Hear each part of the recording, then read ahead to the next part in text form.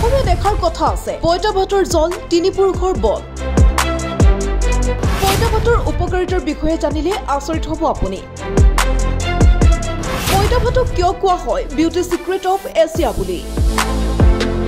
গাঁৱলীয়া লোকৰ মুখে মুখে গৰমৰ দিনত খাদ্যৰ নাম ললেই মাথো এটাই শব্দ পইতা ভাত বা পন্তা ভাত মানুহে পইতা ভাত জুতি লগাই খাই ঠিকে কিন্তু ইয়াৰ উপকাৰিতাৰ কথা জানিলে আচৰিত হৈ পৰিব পইতা ভাতৰ দ্বাৰা শৰীৰত অতিমাত্ৰা শক্তি পোৱা যায়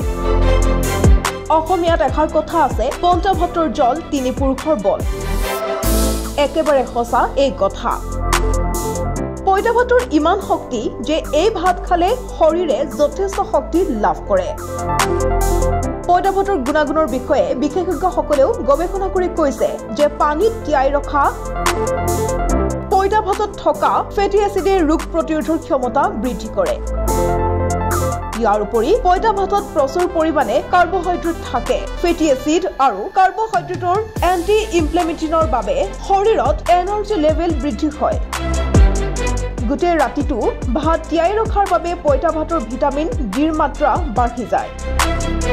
ইয়াৰ বাবে কোষ্ঠকাঠিন্য সমস্যাৰো দূৰ হয় যিসকলে উচ্চ ৰক্তচাপৰ সমস্যাত ভোগে তেওঁলোকেও এই পইতা ভাত খালে বহু উপকাৰ পাব সাধাৰণ ভাততকৈ পইতা ভাত শৰীৰৰ বাবে অতি উপকাৰী ওজন হ্ৰাস কৰাৰ ক্ষেত্ৰতো পইতা ভাতে বিশেষ ভূমিকা গ্ৰহণ কৰে আনহাতে পইতা ভাতক বিউটি সিক্ৰেট অফ এছিয়া বুলি কোৱা হয়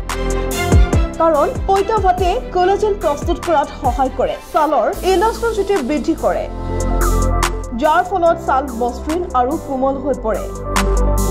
আৰু ছালখনৰ উজ্জ্বলতা বৃদ্ধি কৰে বিশেষজ্ঞসকলৰ মতে পইতা ভাতত থাকে প্ৰচুৰ পৰিমাণে আইৰণ নিউজ ডেস্ক প্ৰতিবিম্ব লাইভ